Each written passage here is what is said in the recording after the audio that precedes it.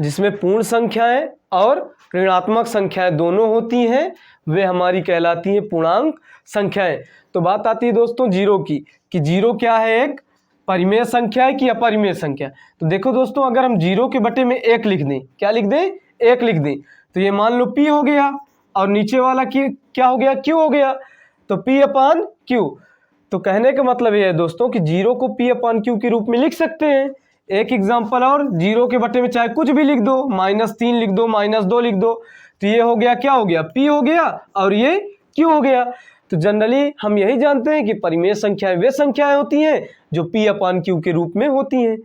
तो हम जीरो को पी अपान क्यू के रूप में लिख सकते हैं, इसलिए क्या हो गई, परिमेय संख्या हो गई। ठीक है दोस्तों, ठीक है दोस्तों, संख्याएं ज्ञात कीजिए। तो जैसा कि दोस्तों हम लोग जानते हैं कि किन्हीं भी दो संख्याओं के बीच में अनंत परिमेय संख्याएं होती हैं। क्या होती हैं, अनंत परिमेय संख्याएं होती हैं। तो हमको 3 और 4 के बीच में 6 ज्ञात करनी है। कितनी ज्ञात करनी है, 6 परिमेय संख्याएं ज्ञात करनी है। तो इसका एक फार्मूला टाइप का होता है दोस्तों। मान लेते हैं पहली संख्या n1 बराबर 3 है और दूसरी संख्या n2 बराबर 4 है। तो पहली संख्या अगर हम निकालें इनके बीच की, तो q1 बराबर मान लेते हैं 1/2 और इनको जोड़ देंगे, तो n1 प्लस n2 बराबर 1/2। n1 का मान कितना है दोस्तों, 3 प्लस n2 का मान कितना है, 4, फिर 1/2, 4 3 कितना हो जाएगा दोस्तों, 7। तो क्या हो जाएगा, 7 एकम 7/2। तो इनके बीच की पहले जो परिमेय संख्या हो गई वो क्या हो गई, 7/2। ठीक है दोस्तों, उसके बाद में हम Q2 निकालते हैं। क्या निकालते हैं, Q2, तो 1/2। अब दोस्तों जब Q2 निकालते हैं तो हम पहली संख्या जो n1 है उसमें जो संख्या हम निकालते हैं प्रीवियस वाली, उसको जोड़ते चलते हैं। तो क्या हो जाएगा, 7/2 और 1/2 है ज्ञात करनी है, 6 परिमेय संख्याएं ज्ञात करनी है। तो इसका एक फार्मूला टाइप का होता है दोस्तों। मान लेते हैं पहली संख्या n1 बराबर 3 है और दूसरी संख्या n2 बराबर 4 है। तो पहली संख्या अगर हम निकालें इनके बीच की, तो q1 बराबर मान लेते हैं 1/2 और इनको जोड़ देंगे, तो n1 प्लस n2 बराबर 1/2। n1 का मान कितना है दोस्तों, 3 प्लस n2 का मान कितना है, 4, फिर 1/2, 4 3 कितना हो जाएगा दोस्तों, 7। तो क्या हो जाएगा, 7 एकम 7/2। तो इनके बीच की पहले जो परिमेय संख्या हो गई वो क्या हो गई, 7/2। ठीक है दोस्तों, उसके बाद में हम Q2 निकालते हैं। क्या निकालते हैं, Q2, तो 1/2। अब दोस्तों जब Q2 निकालते हैं तो हम पहली संख्या जो n1 है उसमें जो संख्या हम निकालते हैं प्रीवियस वाली, उसको जोड़ते चलते हैं। तो क्या हो जाएगा, 7/2 और 1/2। n1 का मान कितना है, 3 प्लस 7/2 बराबर, इसके नीचे एक मान के क्या कर लें, एलसीएम ले लें। तो क्या हो जाएगा, 1/2, 2 तिहाई 6 प्लस 7/2 बराबर में 7 6 कितना हो जाएगा, 13। तो 13/2, तो जनरली 13 एकम 13/4। दूसरी संख्या इनके बीच की क्या मिल गई, परिमेय संख्या 13/4। अब इसके बाद में तीसरी संख्या निकालते हैं Q3 बराबर 1/2 n1 प्लस, अब हमने बताया था पहली वाली संख्या जो निकालते हैं उसको क्या कर देते हैं, इसमें जोड़ देते हैं। तो क्या निकालें इसके पहले, 13/4। तो n1 बराबर कितना है दोस्तों, 3 प्लस 13/4, तो 1/2 एलसीएम ले लेंगे इसमें, तो 4 तिहाई 12 प्लस 13/4 एकम 4। तो क्या हो जाएगा, 1/2, 13 और 12 ऐड कर दें तो कितना होता है दोस्तों, 25। कितना होता है, 25/2। तो क्या हो जाएगा, 25/4। क्या हो जाएगा दोस्तों, 8 हुई जाए ना, गलत हुई गई। क्या हो जाएगा दोस्तों, 4 दूनाई 8। क्या हो जाएगा, 4 दूनाई 8 हो जाएगा दोस्तों। ठीक है, अब इसके बाद में निकालते हैं Q4 यानी चौथी परिमेय संख्या इनके बीच की। ठीक है, तो क्या होता है, 1/2। अब क्या, n1 प्लस जो हमने बताया था इसके पहली वाली क्या निकाले हैं, 25/8। क्या निकाले हैं, 25/8। तो हो जाएगा 1/2 n1 बराबर कितना है दोस्तों 3 प्लस 25/8। इसके नीचे 1 मान लेंगे दोस्तों, एलसीएम ले लेंगे तो क्या हो जाएगा 1/2, 8 त्रिक 24 प्लस 25 बटे क्या हो जाएगा दोस्तों 8। तो 1/2, 25 और 24 क्या होता है दोस्तों 49/8। गुणा कर देंगे दोस्तों तो 49 से कम 49 और 2 अठे 16। तो चौथी परिमेय संख्या क्या मिल गई इनके बीच की 49/16। इसके बाद में देखते हैं दोस्तों Q5। तो फार्मूला हो जाएगा 1/2 n1 प्लस इसके पहले क्या निकाले हैं दोस्तों 49/16 बराबर 1/2। n1 बराबर कितना है दोस्तों 3 प्लस 49/16 बराबर 1/2। इसके नीचे 1 मान कैल्शियम ले लेंगे, 16 48 प्लस 49 बटे क्या हो जाएगा दोस्तों 16। अब 48 और 49 कितना होता है दोस्तों, कितना होता है 97। कितना होता है दोस्तों 97 और बटे में कितना है दोस्तों 16। तो 97 कम 97 और 16 दुनाई हम 32। ठीक है दोस्तों, अब ये तुमको मिल गई पांचवी परिमेय संख्या किसके बीच की 3 और 4 के बीच की। अभी हमको 6 निकालना है तो एक बाकी है। अब एक बाकी कौन सी निकालेंगे Q6। तो मान लेते हैं 1/2 n1 प्लस इसके पहले क्या निकालें दोस्तों 97/32। तो 1/2 n1 बराबर कितना है दोस्तों 3 प्लस 97/32। इसके नीचे 1 मान के दोस्तों एलसीएम ले लेते हैं तो क्या हो जाएगा दोस्तों 1/2 और एलसीएम लेंगे तो 32 दिए कितना हो जाएगा 3 दुनाई 6 और 3 त्रिकाई 32 दिया 96 प्लस 97 और बटे में 32। तो ऐड करेंगे दोस्तों तो क्या हो जाएगा 7 6 13 की 3 हासिल 1 9 9 18 1 19 बटे 32 दुनाई कितना होता है दोस्तों 64। यही हो जाएगा आपका आंसर। ये आपकी आ गई 6 परिमेय संख्याएं 3 और 4 के बीच की। कोई भी हो सकती है दोस्तों, क्या होनी चाहिए लेकिन 3 और 4 के बीच में होनी चाहिए। जब आप 64 से क्या करेंगे 193 भाग देंगे तो क्या आएगा 3 और 4 के ही बीच में जो संख्याएं आएंगी वही हो जाएंगी, क्या हो जाएंगी परिमेय संख्या। ठीक है दोस्तों, मैं आशा करता हूं कि दूसरा क्वेश्चन आपको अच्छे से समझ में आया होगा। अब इसके बाद में तीसरा क्वेश्चन देखते हैं जो उसी पर आधारित है। तीसरे क्वेश्चन में क्या है दोस्तों, थोड़ा देखते हैं। 3/5 और 4/5 के बीच में 5 परिमेय संख्या ज्ञात करनी थी। उसमें पहले वाले में क्या ज्ञात करना था 6 परिमेय संख्या ज्ञात करनी थी और इसमें 5 परिमेय संख्या ज्ञात करनी। तो अभी मैंने बताया था कि कोई दो संख्याओं के बीच में अनंत परिमेय संख्याएं होती हैं, तो जाहिर सी बात है कि इसके बीच में भी अनंत परिमेय संख्याएं होंगी। तो चलिए देखते हैं। हमने बताया था भाई पहले वाले को मान लो n1, तो n1 बराबर 3/5, n2 बराबर 4/5। ठीक है दोस्तों, फिर अब हम पहली परिमेय संख्या निकालते हैं तो क्या हो जाएगा दोस्तों Q1 बराबर मान लेते हैं 1/2 n1 प्लस n2। तो 1/2 n1 बराबर कितना है दोस्तों 3/5 प्लस n2 बराबर कितना है दोस्तों 4/5। अंदर एलसीएम ले लेंगे दोस्तों तो क्या हो जाएगा, जब हर समान होता है तो क्या होता है अंश उसी तरीके उतर जाता है। तो 3 + 4, तो 3 + 4 कितना हो जाएगा दोस्तों कितना हो जाएगा 7। ठीक है दोस्तों, फिर क्या हो जाएगा 7 1 कम 7 और 2 पंचे 10। अब निकालते हैं इसके बाद में अगली संख्या। तो Q2 बराबर 1/2 n1 प्लस, मैंने बताया था इसके पहले सवाल में कि जो संख्या हम निकाल लेते हैं उसी को इसमें जोड़ते चलते हैं पहली संख्या में।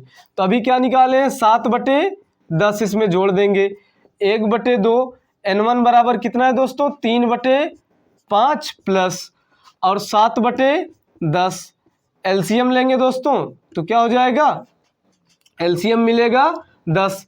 अब क्या करेंगे, 5 से भाग देंगे तो 5 दूनाई 10 और 2 तिहाई 6 प्लस 10 से भाग देंगे 10 में एक बार जाएगा और 1 से 7 में गुणा करेंगे तो 7 ही आएगा।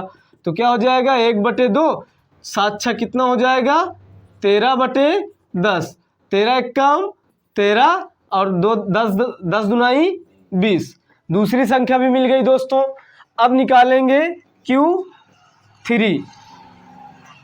अब क्या निकालेंगे दोस्तों, Q3। तो Q3 बराबर 1/2 n1 प्लस, अब जो संख्या निकाले हैं उसको क्या कर देंगे, इसमें जोड़ देंगे। क्या निकाले हैं दोस्तों, 13/20। क्या निकाले हैं, 13/20। तो 1/2 n1 बराबर कितना है दोस्तों, 3/5 प्लस 13/20 बराबर 1/2। एलसीएम लेंगे तो कितना मिलेगा दोस्तों, 20 मिलेगा।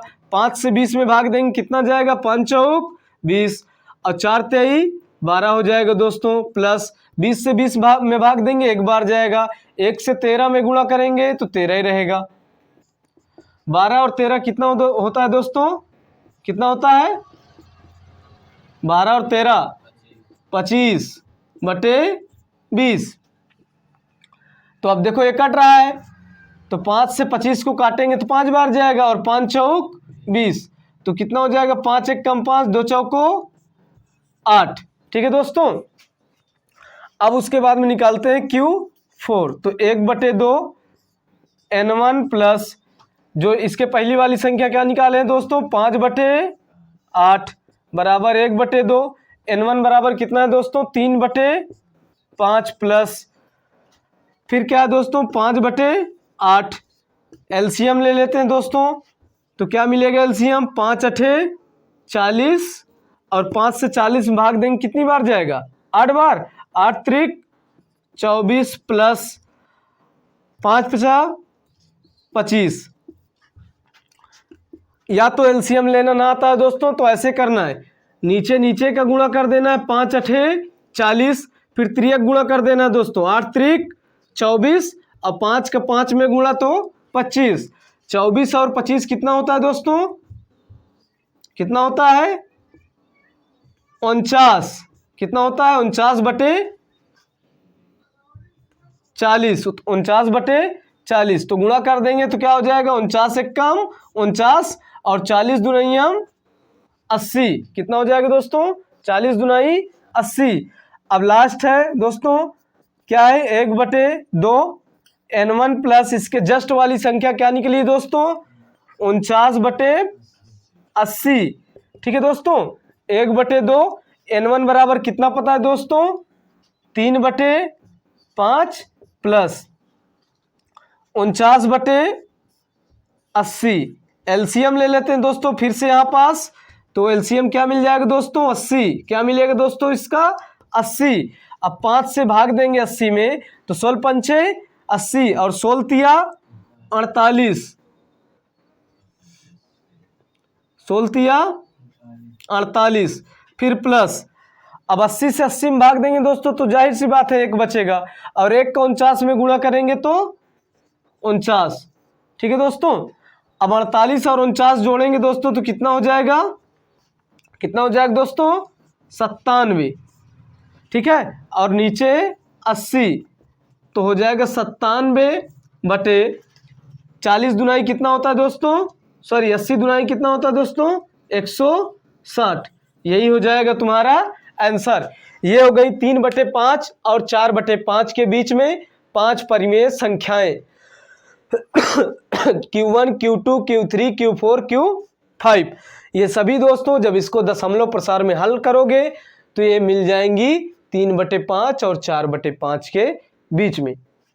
ठीक है दोस्तों, ठीक है दोस्तों, तीसरे के बाद में आता है लास्ट क्वेश्चन, जो इस एक्सरसाइज का लास्ट वाला क्वेश्चन है। इसको देखते हैं। ये क्वेश्चन है, नीचे दिए गए कथन सत्य हैं या असत्य, कारण के साथ अपने उत्तर दीजिए। बताना है कि ये जो प्रश्न दिए गए हैं ये सत्य हैं कि असत्य हैं, और कारण के साथ बताना है। तो पहला क्वेश्चन है, प्रत्येक प्राकृतिक संख्या एक पूर्ण संख्या होती है। तो प्राकृत संख्या होती है वो कहाँ से शुरू होती है दोस्तों? हमने बताया था प्रीवियस क्लास में, एक से शुरू होती है और कहाँ तक जाती है दोस्तों? अनंत तक जाती है। इसमें कह रहा है कि प्रत्येक प्राकृत संख्या एक पूर्ण संख्या होती है। तो ये प्राकृतिक संख्या हो गई। और पूर्ण संख्या क्या होती है दोस्तों? 0 से शुरू होती है और कहाँ तक जाती है? अनंत तक जाती है दोस्तों। कहाँ तक जाती है? अनंत तक। तो देखो, जो प्राकृतिक संख्या है वो पूर्ण संख्या में पूर्ण रूप से क्या हो रही है? मिल रही है दोस्तों। फिर से बताइएगा, प्रत्येक प्राकृतिक संख्या एक पूर्ण संख्या होती है। तो पहले दोस्तों जानेंगे प्राकृतिक संख्या क्या होती है। इसकी प्रीवियस क्लास में मैंने आपको पढ़ाया भी था, तो आज फिर मैं बता दे रहा हूं कि प्राकृतिक संख्या एक से शुरू होती, कहां तक जाती दोस्तों? अनंत तक। तो इसी में सिंपल सा क्वेश्चन पूछ रहा है कि प्रत्येक प्राकृतिक संख्या एक पूर्ण संख्या होती है। तो जो प्रत्येक प्राकृतिक संख्या होती है वो एक पूर्ण संख्या होती है। क्यों होती है?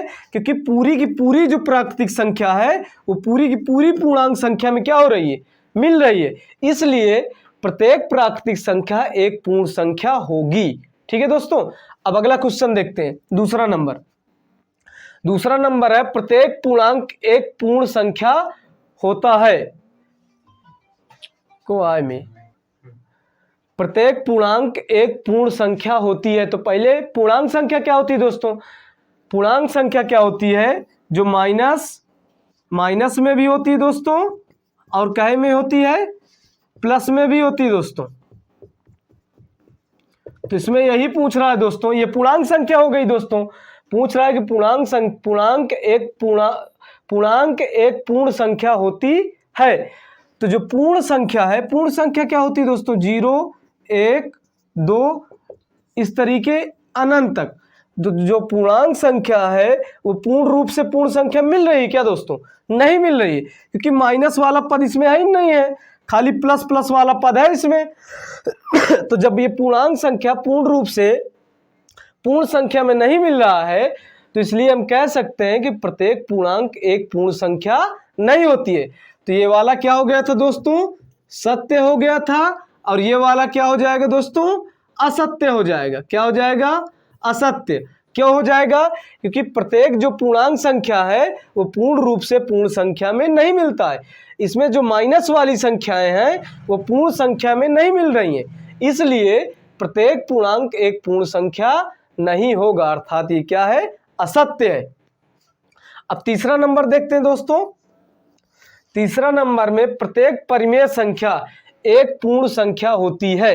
तो पूर्ण संख्या तो ये अभी हमने लिख दी है दोस्तों। अब परिमेय संख्या हमने बताया P/Q के रूप में। तो कोई एक संख्या ले लो, मान लेते हैं 1/2 ले लिए, ये क्या है? P/Q के रूप में है, तो अर्थात ये परिमेय संख्या हो गई। अब बताओ 1/2 ये इस संख्या इसमें मिल रहा है? जो 1/2 है वो इसमें नहीं मिल रहा है पूर्ण संख्या में, इसलिए क्या हो गया? प्रत्येक परिमेय संख्या एक पूर्ण संख्या नहीं होगी, अर्थात ये क्या हो जाएगा? असत्य हो जाएगा। क्या हो जाएगा? असत्य। ठीक है दोस्तों। अगर वीडियो आपको अच्छी लगी हो तो वीडियो को लाइक, चैनल को सब्सक्राइब और शेयर करना न भूलें। अब इसके बाद में हम पढ़ाएंगे आपको एक्सरसाइज 1.2 अगले दिन। ठीक है दोस्तों, ओके।